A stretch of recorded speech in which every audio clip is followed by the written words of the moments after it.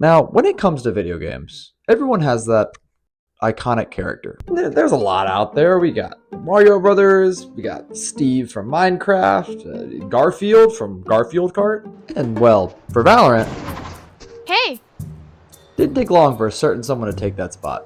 And for a while, Riot had kind of been talking about this tactical shooter idea, and they had been teasing this idea for some time now. The world just kind of saw this as a mix of Counter-Strike and Overwatch, and they were invested. All the tactical elements of Counter-Strike mixed in with the fucked up characters that Overwatch managed to create, and Riot Games called these agents. We have some that smoke areas off, some that flash the enemy team, and some that just threw themselves onto site and hoped for the best. Riot knew someone had to be their poster child, their face of the franchise. But little did we know what Jett was going to shape Valorant into becoming today.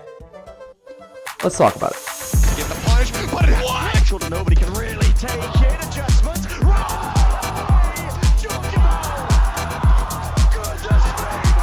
Top side of things to pull up. Oh, come on! This guy is lit. Fidge, pass up and around. Drops it away. It's sky high. Just slicing and dicing. And here we are.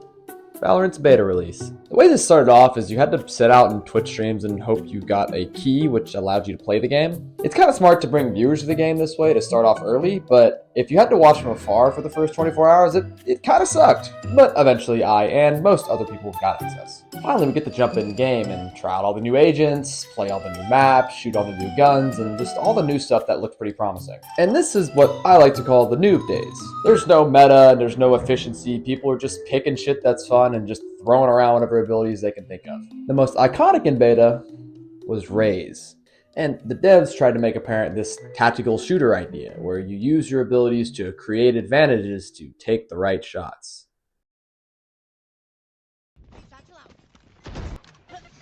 One enemy. They're coming up.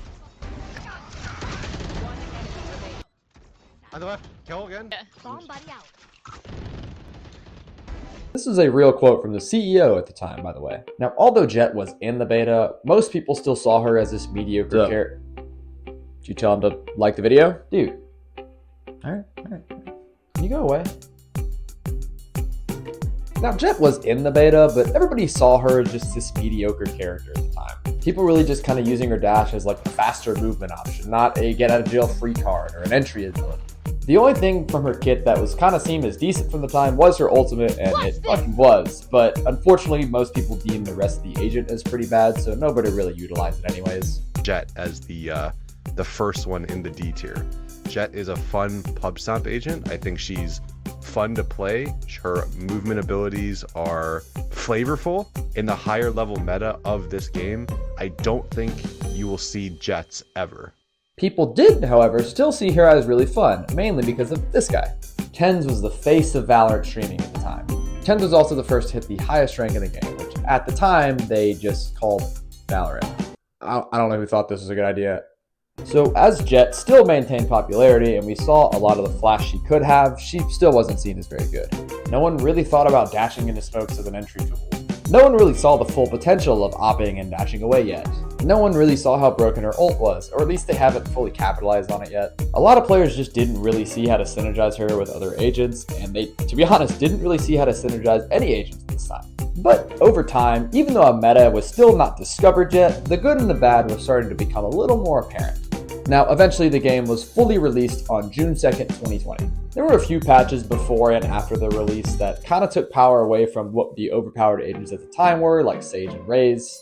But the funny thing is, Jett was still kind of viewed as bad, so actually she got a very small buff at this time, which is hilarious looking back. With the nerfs to Raze and no other duelist to really fill her role, someone had to take over that spot. And this is where shit starts to get real.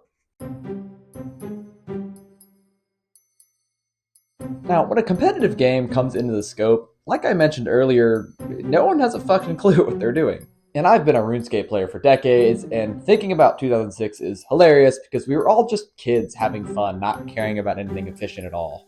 Now, fast forward to today, and lightning efficient methods is a majority of what you see.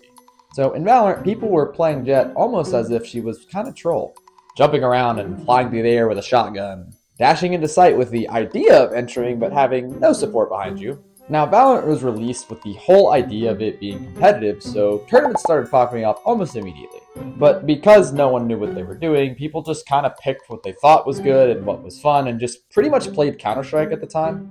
There was no concept of push and pull, for lack of a better term, that we see today.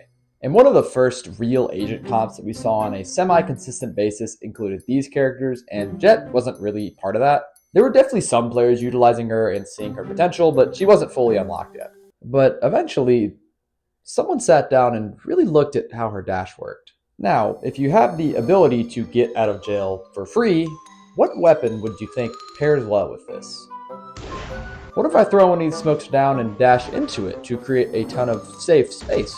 You mean I can fly through the air with perma-accurate lasers that kill almost instantly? And as you take a deeper look at this agent, you really start to notice her strength. She was this aggressive and self-sufficient agent with a ton of tools to really just help her frag out. And not to mention, the op in Valorant kind of just felt slow at the time, but with an ability to get out of harm's way for free, it didn't really matter. After all this discovery, Jett instantly became a staple. Every team was picking this agent, and you were almost trolling if you weren't. And there was pretty much a lack of utility in the game, at least compared to now, so not only was Jett fucking insane, you really couldn't do anything about it. So when certain characters mark off all the boxes, they are really strong, they have a great kit, they fit in the meta, we like to call them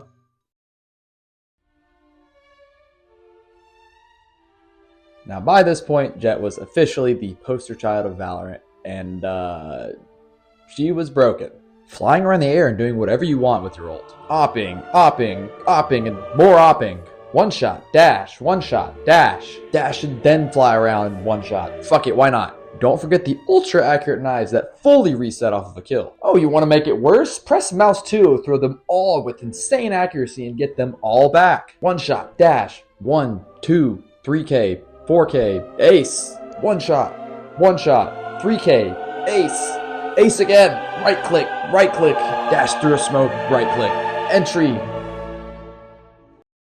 And this is what everybody had to deal with for years. Jett became a very consistent pick in the meta by the time 2021 rolled around. Every single ranked game, Jett was auto-locked, unavoidable. I remember playing 700 ranked games this year, and there only being one where Jett wasn't picked, and I couldn't believe it. Now, Riot Games earlier on announced VCT, or the Valorant Champions Tour, and this was the first primary main official tournament circuit for Valorant. And the VCT season had 3 main phases. You had Challengers, which were the regional events that led up to the Masters tournaments. You had the Masters tournaments, which were international LANs that featured top teams from every region. And then you have Champions, which is where all the best teams from around the globe compete for the ultimate title. In the first big international VCT event, Masters Reykjavik, Jett commanded a pick rate of 82%. Posts all over the internet claimed her pick grade as near 100%, the agent with no counter. During this time, pro comps universally included at least one Jett, and if you didn't have an elite Jett player, you really just couldn't compete. Now, Sentinels won this event playing against Fnatic, and those teams had both TenZ and Durka, respectively, and those are 2 of the best Jett players to ever play the game nowadays.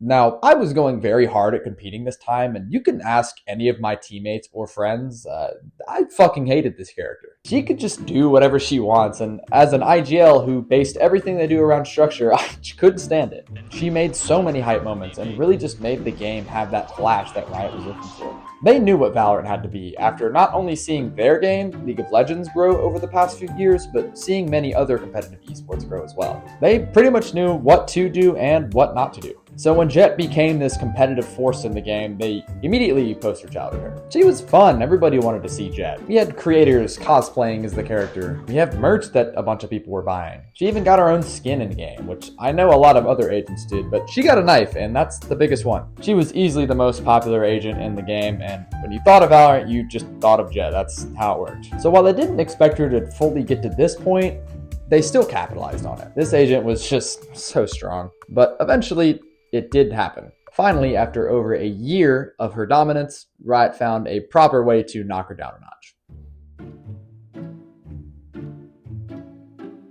Now, as much fun as Jett was creating, don't forget, like I said earlier, Riot had a lot to go off of from previous esports. Saying this to say, they knew Jett was too powerful. Her pick rate was just too high, and it pretty much rendered all other duelists useless. And not only were other duelists not getting picked, but agents in other classes that made her more powerful were being prioritized. They had kind of been shipping out small nerfs throughout 2021, but none of them were prominent enough to make her shift in the meta at all. As you can see, they're not small by any means, but the biggest part of her kit, which is her dash, remained untouched, and that's ultimately where all of her power came from. When a character's power is based off of one ability, you have to be very careful with how you adjust it. If you make too small of an adjustment like Riot had been doing with previous nerfs, basically nothing happens. But if you make too big of an adjustment, the character basically becomes useless. So finally, after almost 2 years of this agent being overpowered, Riot finally does it.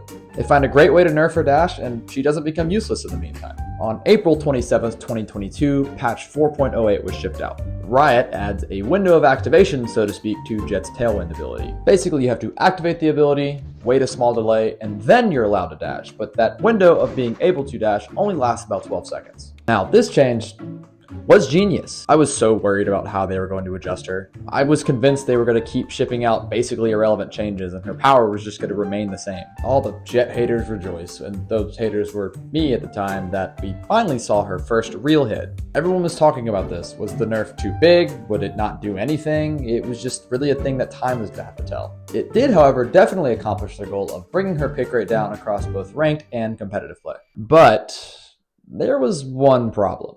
What made Jett so powerful was her ability to get out of jail for free, right? So Riot decides to drop the biggest bombshell on our story yet and introduce the biggest protagonist that Valorant has ever seen.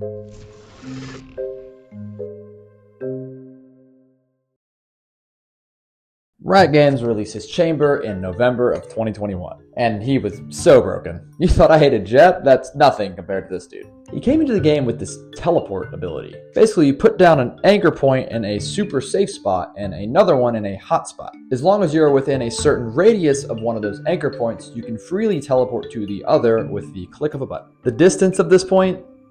15 meters. You thought dashing was overpowered? Try fucking teleporting. And don't forget, he was released as a sentinel, so like all the other sentinels in the game, he needs a way to watch flank. How about a 150 credit bot that holds off a huge radius with no range restriction? Sounds kinda OP, right? Well, fuck it, let's give him 2. You ever thought when the other team bought a sheriff and you just get 1 dig that it felt a little unfair at times? Now let's allow that for only $100 per bullet at all ranges, and it's more accurate than anything else in the game. And the icing on the cake, the fucking ultimate. A free operator that shoots faster, slows, and dare I bring up again, you can teleport with.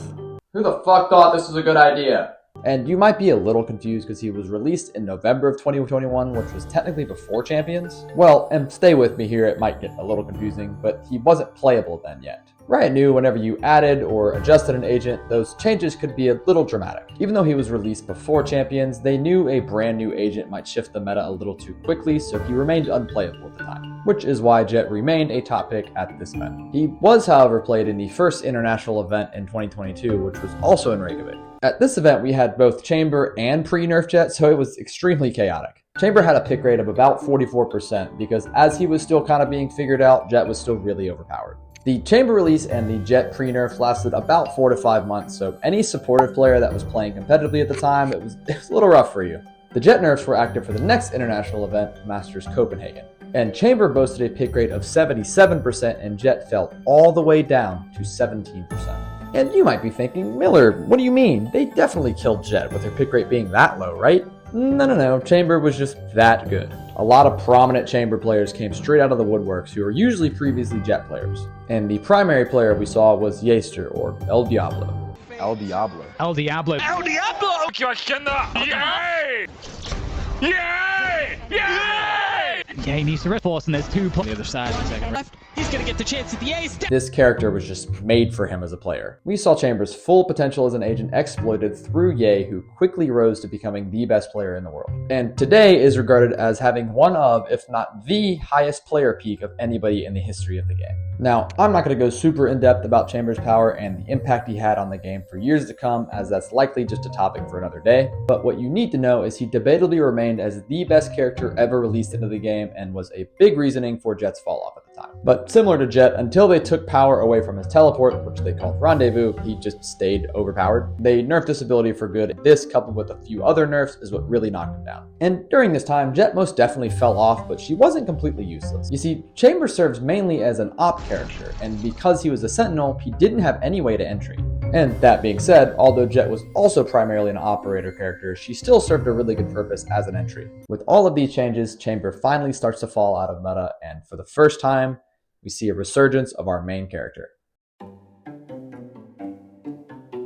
Although Jett's nerfs definitely hurt, her dash just needed a more tactical approach with its new activation window. Since it was on a similar playing field to Chamber's newly nerfed teleport, and she still had a great purpose as an entry, we started to see her come back a little bit. See, Riot started to release new agents into the game all throughout this time, and in order to keep them interesting, they had to make sure these characters had brand new, unique abilities. And unfortunately, a lot of the time that just meant brand new broken shit that didn't feel like it had a counter. Not only did they have a bunch of insane abilities, they also worked really well with previous agents, making some brand new insane synergy. Neon had this ultra accurate laser while you were able to sprint at a faster speed than other agents. Fade made you go deaf while you got stuck to the floor and had these spooky dogs chase after you. Fast forward a couple more years, we now have Vice and Taeho, and don't even get me started on what they can do. And while a lot of these agents do bring a unique and different approach to how you're supposed to play the game, which was Riot's point, it just felt a little overwhelming at the time. It started to feel like picking agents who created the biggest shit show and just stringing together as much utility as we can to win the round.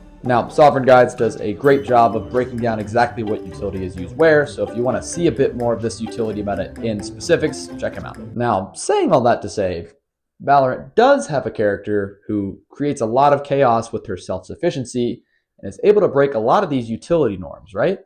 Players were starting to get kind of stale of all the util, so they were looking for a way to shake things up a little bit.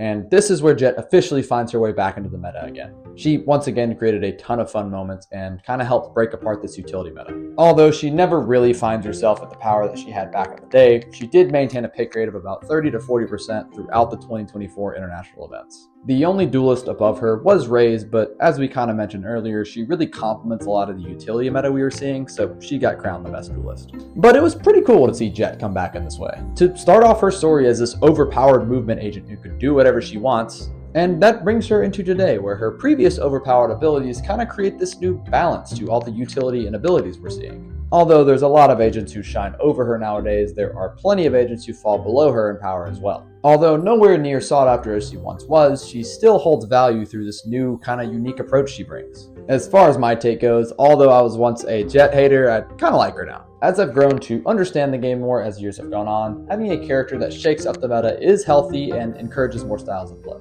And I think Jett's going to remain in a very similar position to what she's in now, and that's a good thing. Thanks for watching.